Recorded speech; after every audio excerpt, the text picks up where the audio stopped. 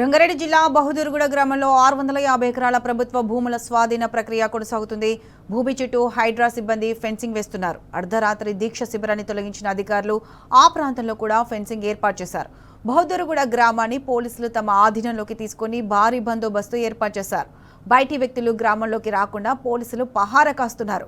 Bullet train project కోసం 650 ఎకరాల భూమి కేటాయింపుపై రైతులు అభ్యంతరం వ్యక్తం చేస్తున్నారు. మార్కెట్ విలువ ప్రకారం పరిహారం లేదా భూమికి బదులుగా భూమి ఇవ్వాలని రైతులు డిమాండ్ చేస్తున్నారు. రైతుల పోరాటానికి బీఆర్ఎస్ ఎల్పీ ఉపనేత సబితా ఇంద్రారెడ్డి మద్దతు పలికారు. వారికి సంఘీభావంగా ఆందోళనలో పాల్గొన్నారు. మీరు ఐడెంటిఫై చేసి తీసుకోమని చెప్పినాము. మీరు ఎక్కడున్నా మేము తీసుకుంటే మేము సహకరిస్తామని అధికారుల దృష్టికి తీసుకుపోయినాము. మరి మాకు 1 నుంచి 101 సర్వే నెంబర్ వరకు పట్టాలనిగా ఉంది, మాకు పాస్బుక్లు ఇవ్వాలి, మీ గవర్నమెంట్ ల్యాండ్ ఏడులో అని తీసుకోమని ఎన్నోసార్లు వాళ్ళకు చెప్పడం జరిగింది. మరి గత కొన్ని రోజులుగా మన గ్రామంలో బుల్లెట్ ట్రైన్ వేస్తామని, మరి అదేవిధంగా బస్ టర్మినల్ వేస్తామని, మరి హెల్త్ ఆఫ్ వేస్తామని చెప్పి ఇక్కడ మమ్మల్ని ఎన్నోసార్లు పేపర్ స్టేట్మెంట్లు ఇచ్చి మమ్మల్ని భయభ్రాంతులకు గురి చేసే విధంగా మేము ఎన్నోసార్లు ఈ విధంగా అధికారుల దగ్గరికి వెళ్ళాము, మన స్థానిక ఎమ్మెల్యే గారి దగ్గరికి వెళ్ళాము. అన్నా మాకు ఈ విధంగా పేపర్ స్టేట్మెంట్ అన్నా, మరి మాకు భయం అవుతున్నదన్నా, మాకు భరోసా కావాలన్నా అంటే 4 మైకి నాకు ఇష్టం లేనంటుంది ఆయన పేరు. గత 4 టర్ములు ఆయన గెలుస్తూనే ఉన్నాడు. మరి పోయినప్పుడల్లా తమ్మి నేను ఎక్కడ మీకు గుండె ఓడియా, ఇంచు ఓడియా, గజం పోనియా, మరి మీ ఇంకా నేను ఉండతాన్ని అంటని చెప్పి మాకు మాటలు మాత్రమే చెప్పింది, కానీ పని మాత్రము శూన్యము. మేము ఎన్నిసార్లు అయినా నేను చెట్టు కింద ధర్మం తింటున్న తమ్మి నేను మీ భూమి ఎక్కడ ఓడియా అంటని అంటాడు. మరి ఇప్పుడేమంటాడు, మరి అన్న మాకు దగ్గరికి ఇట్లా హైడ్రా వస్తున్నది, మరి మాకు భయం అవుతున్నది, మరి ఏదైనా మా పరిస్థితి అంటే గవర్నమెంట్ మీ భూమిని ఖచ్చితంగా తీసుకుంటే తమ్మి నేను నాకు ఏం చేయలేదు, గవర్నమెంట్ మీపై ఖచ్చితంగా ఫోకస్ పెట్టింది తీసుకుంటాం అంటే, మరి ఇన్ని సంవత్సరాల సంది మమ్మల్ని ఎందుకు తిప్పుకున్నామన్నా అడిగినారు. ఎందుకు తిప్పుకున్నామన్నా మమ్మల్ని? మరి అదే మాట ఆ రోజు చెప్తే మేము ఈ రోజు మా దాని ఉన్నటువంటి యువకులు అందరికీ వ్యవసాయం చేసుకొని బతుకుతున్నాము. మరి ఆ రోజు అదే మాట చెప్తే మేము ఇంకా కొంచెం ఎక్కువ చదువుకొని ఏదైనా పనుల కన్నా వెళ్తుంటాం కదా, మరి మా పెద్ద మంత్రులు చేసుకున్నాం చేసుకొని పొలమన్నది పెడుతుండే కదా, మరి 20 ఏళ్ళ సంది ఎందుకు చెప్పినావా నాన్న అడిగినా అంటే నేనేం చెప్తాను, నా చేతులు ఏం లేదు, గవర్నమెంట్ 400 గజాలు ఇస్తుంది, అన్న నేను ఒక 500 నుంచి 600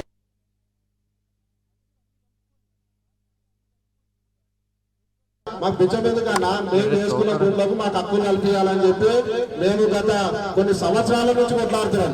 మాకు హక్కులు కల్పించమని చెప్పినాం, కానీ నువ్వు ఇచ్చే 200, 300 మాకు బిచ్చం కొట్టానా, మేము మాత్రం దాన్ని ఒప్పుకునే లేదు. మా రైతులకు న్యాయం జరిగే విధంగా పట్టాదారు పాస్బుక్లు ఇస్తేనే మేము ఒప్పుకుంటామని చెప్పి మేము ఆయన నుంచి ఇక్కడికి వచ్చిన తర్వాత సరే నేను మాట్లాడుతా అన్నాడు. మాట్లాడుతా అన్న తర్వాత మా దగ్గరికి నెక్స్ట్ రోజే హైదరాబాద్లో వచ్చింది. హైదరాబాద్లో వస్తే మేము అందరం గ్రామస్తులు అందరం రైతులందరం పోయి అక్కడ పోయి హైదరాబాద్లో అడ్డుకొని మరి అన్న ఇట్లా హైదరాబాద్లో వచ్చినాయి, మరి ఎట్లా చేయాలని అంటే నేను ఏం చేస్తాను, మీరు చెప్పిన మాట ఇంటలేరుగా అన్నాడు. అంటే మీరు చెప్పినట్టు ఎట్లా చెప్తే అట్లా ఇవన్నీ మేమేమన్నా గల్ఫ్ దేశాల నుంచి వచ్చినామా, లేకపోతే మేము ఇక్కడ ఉండలేమా, లేకపోతే మీ తాత ముత్తాత ఆశల విధంగా మాకు ఇచ్చి ఇల్లేమన్నా చేసుకొని బతకడానికి ఇచ్చిరా? ఇది బరాబర్ మా భూమి, మా తాతల భూమి, మా తాతల భూమి, మా తమ్ముల భూమి, మేము బరాబర్ ఇక్కడే ఉంటాం, ఇక్కడే వేసుకుంటాం అని మేము ఇక్కడికి వచ్చి మేము ఎవరిని ఏ అధికారులను విమర్శించకుండా మాకు న్యాయం జరిగే విధంగా మేము ఇక్కడ ఒక టెంట్ వేసుకొని నిరసన కార్యక్రమాన్ని తీసుకున్నాం.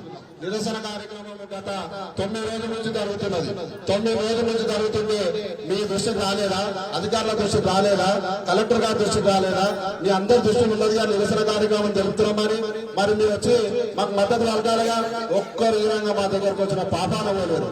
మరి నిన్న మా దగ్గర మేము ఏదో పాకిస్తాన్ బాటాలున్నాము, ఇండియా పాకిస్తాన్ కి యుద్ధం జరుగుతున్నారు అనే విధంగా మొత్తం హైదరాబాద్ లని మామూలుగా తీసుకెళ్లి 2000 మంది పోలీస్ బలగాలను పెట్టి మా తాన కడీలు వాడడానికి కడీల పనులు, మరి జాలి పనులు, ఒక వేరే దేశాల మీద మనం యుద్ధం చేయడానికి ఎట్లొస్తాయి మా మీదకి అట్లా పంపించింది గవర్నమెంట్. అంటే మేము వేరే దేశాలను ఉన్నామా? మేము ఇక్కడ లేవా? మీ కళ్ళకు కనిపిస్తలేదా? ఓట్లప్పుడేమో మీ కుంట పోనీ గజం పోనీ అని చెప్పిన రోజులు మరి ఇయ్యాలేమో మేము కనిపిస్తలేమా? మేము మనుషులం కాదా? మరి మీ దృష్టిలో ఏమనుకున్నాం పంపించి మమ్మల్ని ఎక్కడో అక్కడ రాత్రి 10 గంటలకు వస్తానని చెప్పి మా ఊళ్ళో ఒక పెద్ద మంచి చెప్పాడు.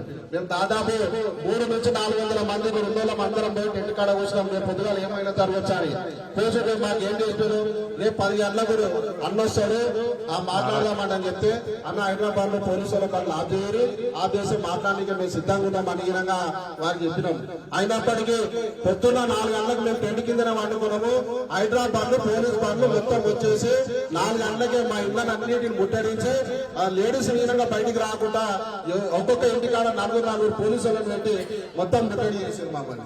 మేము అక్కడ మాకు డౌట్ వస్తుందని చెప్పి కొంతమంది అలాంటి ఉండి మేము చెట్లలో పండుకొని టెంట్ కిందికి పోతే మా చుట్టూ దాదాపు 200 నుంచి 300 మంది పోలీసులు ఉన్నారు. మేము ఆ పరిస్థితులు ఏం చేయాలి?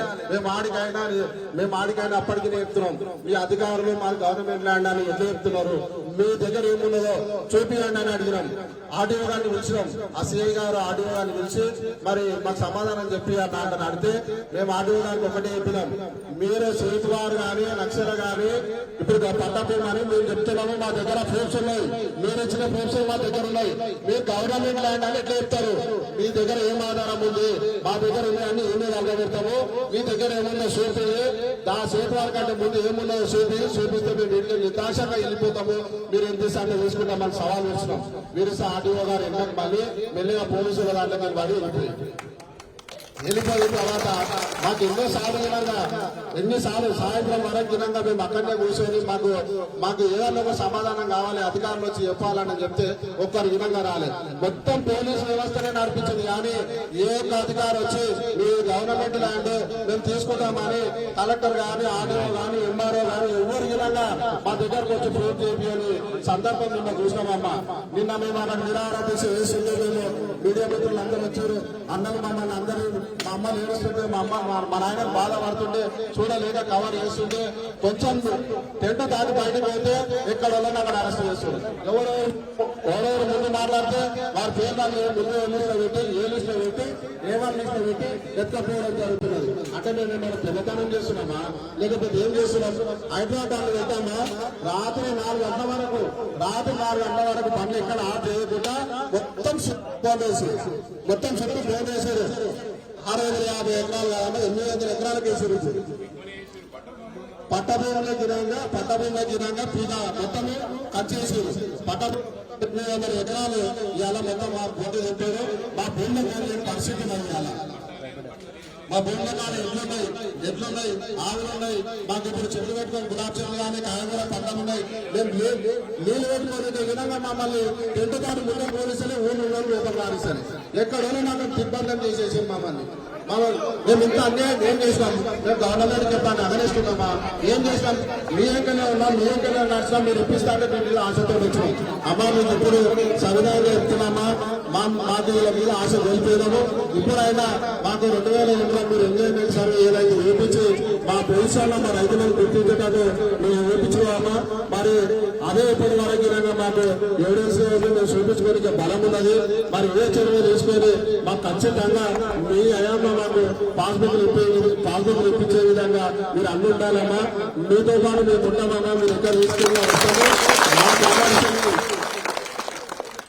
మళ్ళీ అదేవిధంగా రాత్రి పొద్దున 6 గంటలకు పోలీసులు రాగానే మా ఊళ్ళో కానీ లక్ష్మీకాండలో మొత్తం కరెంటే పనిచేసింది. కరెంటు లేదు.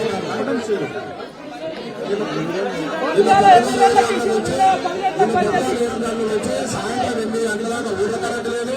8 గంటల కరెంట్ ఇచ్చారు. మళ్ళీ లక్ష్మీకాండలు ఇప్పుడు వరకు కరెంట్. మరి మేము వాళ్ళ క్వశ్చన్ చేస్తుంటే పోలీసులు వచ్చి మా మీద దౌర్జన్యం చేస్తే మా నాన్న నరసింహ దాకా ఆయన్ని ఏడ పోయినా కానీ సబ్జెక్ట్ గురించి మంచిగా చెప్తాడు. ఆయన్ని పెద్ద మనిషి కాకుంటాడు. ఆయన దౌర్జన్యంగా పోలీసులు ఎట్లా పడితే అట్లా చూస్తే రాత్రి ఆయన దెబ్బ కలిగి ఇప్పటికి హాస్పిటల్లో ఉన్నాం. హాస్పిటల్ కిమ్స్ హాస్పిటల్ రాత్రి నుంచి మొత్తం నిన్న పొద్దున్న వచ్చి ట్రీట్మెంట్ తీసుకుంటాడు. ఆయన పరిస్థితి ఏదైనా లేవలేని పరిస్థితి ఉన్నది. అంత ఘోరంగా చేశారు. ఎవరు మాట్లాడతారని పోలీస్ స్టేషన్లకు ఎక్కకపోతున్నారు. మనం చాలా భయభ్రాంతులకు గురి చేశారు. మేము ఒకటే అడిగినాం, మీరు మా దగ్గరకు వచ్చి మాట్లాడితే మేము వద్దానమ్మా మేము స్వాగతించినాం, రమ్మని చెప్పినాం, మాట్లాడమన్నాం, మాకు తగినంత న్యాయం చేసాం, మేము ఇస్తామని చెప్పినాం. మాతో ఏ మాట మాట్లాడకుండా దౌర్జన్యాన్ని వచ్చి ఇలా పోలీసులు మీ ప్రభుత్వం ఉందని చెప్పి పోలీసులు నమ్మకొని మా మీద ఈ దౌర్జన్యకాండ ఇవాళ చేసిరామా. మేము ఒకటే చెప్తున్నాం, ఈ రోజు ఒకటే చెప్తున్నాం వాళ్ళకినంగా, రేపు పొద్దుగాల మేము ఇద్దరితో ఈ పోరాటం ఆపదలుచుకొని మా రైతులందరూ చెప్తేనే మేము ఈ దీక్ష విరమిస్తాము, ఇవన్నీ విరమిస్తాము. అమ్మా మీరు మాకు అండా ఉండాలి, మీరు అండా ఉంటే మేము ఎంత దూరం పోనీకైనా సిద్ధంగా ఉన్నాం. ఇలా భూములు ఓడిపోతే మేము సచివులతో సమానం అవుతాం. ఆ భూములు పోతే మేము సచివులతో అవుతాం. ఆ భూములు నాకు జీవనాధారం. ఆ భూమి లేకపోతే మేము బతకలేని పరిస్థితి. మీరు డెవలప్ అంటారు. ఎయిర్పోర్ట్ ఇక్కడ 5,500 ఎకరాలు ఎయిర్పోర్ట్ ఇచ్చారమ్మా, ఔటర్ రింగ్ రోడ్ ఇచ్చారమ్మా. డెవలప్ లేని దగ్గర డెవలప్ చేస్తే డెవలప్ అవుతుంది, కానీ ఉన్న దగ్గర మీరు డెవలప్ చేస్తామంటే ఇదేక న్యాయమమ్మా. అక్కడ మీ ప్రభుత్వ భూములు ఇప్పుడు ఏదైతే సెంట్రల్ గవర్నమెంట్ ప్రాజెక్టే కాదు బుల్లెట్ లేదు. ఇప్పుడు మన దగ్గర గట్టిపల్లి అవతల 5,000 ఎకరాలు సెంట్రల్ గవర్నమెంట్ భూమి ఉన్నది. పెద్ద డిస్టెన్స్ ఏం లేదు, ఔటర్ రింగ్ రోడ్ 12 కిలోమీటర్లు ఉంది. దాంట్లో వ్యవసాయం ఏ భూమి కదా, ఎవరు ఇల్లు ఉండదు, మీరు తీసుకొస్తే అక్కడ వేసుకోవచ్చు కదా. మేము చేసుకొని తప్పే భూముల మీద మీకు ఎందుకు ఇంత కన్ను? మా పక్క భూములు కొన్ని కోట్ల విలువ వలుకుతున్నాయమ్మా.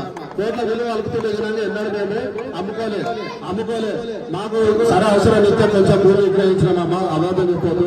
కొంచెం భూమి మాత్రమే ఇచ్చినాం. మిగతా భూములలో రైతులే ఉన్నామా.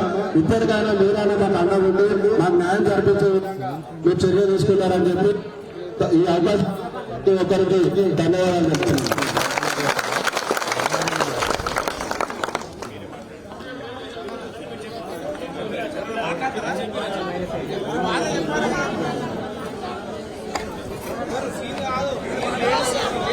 మీరు ఇంతకీ మాట్లాడురమ్మా, ఎవరైనా ఒకరు. మీరు ఇప్పటికి కూడా ధైర్యం చేసి మాట్లాడకుండా ఎవరైనా ఒకరు మాట్లాడారు. మరియు కార్తిరెడ్డి అన్నగారికి మరియు శంషాబాద్ నుంచి వచ్చిన పెద్దలకు మరియు మహేశ్వర మండలం నుంచి వచ్చిన పెద్దలకు అందరికీ ధన్యవాదాలు తెలుపుతూ, మన గ్రామంలో ఉన్న సమస్య నేను ఉన్న ప్రత్యక్ష ప్రతిమకి రాబోయే 10 గంటల దాకా కూడా ఎవరు కూడా మా దగ్గర దిగినలేదు. మామూలు దోశ కాదు, ఒక్క జన గొంతున్నప్పుడు మాట్లాడితే తీసుకొని పోవడమే. తీసుకుపోయి మహేశ్వరంలో పెట్టడము, చెవులలో పెట్టడము, నందిగామలు పెట్టడము, నాణ్య ఈ ఇబ్బందులు ఎవరు కూడా రావద్దు. ఇంత కష్టపడి అమ్మ మీరే చేస్తుంది 2000 మనం అందరం కష్టపడి రిపోర్ట్ చేసినాము. ఇది నక్ష, మనం ఈ నక్షని కాదంటారు, ఈ నక్ష కాదంటే ఆ నక్ష చూపేది నానా కింద ఎప్పుడు పోయినా కానీ మాట్లాడ దాని గురించి మీడియా వాళ్ళకి ఏటి గారు, మన కలెక్టర్ గారు అందరు సైన్ పెట్టిన అది చూపిందంటే మాకు ఇబ్బంది రైతులను నానా ప్రకారంగా ఉంది. దాని ప్రకారంగా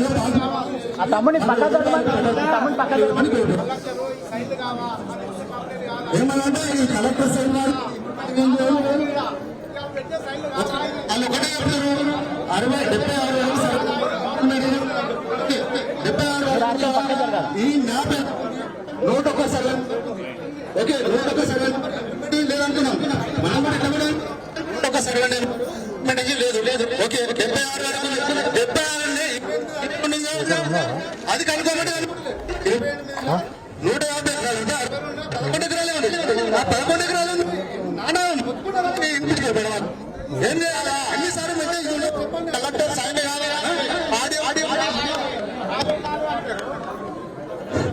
కాదు అంటారు. ఈ సైన్ లాంటి మేము పెట్టుకున్నాయా, గ్రామస్తులు పెట్టుకున్నారా? ఇవన్నీ కావా? మేము ఇది కలెక్టర్ అంటే పేపర్ కిందకి వేస్తే సిఐ అన్ని ఆడియో మాట్లాడతాడు,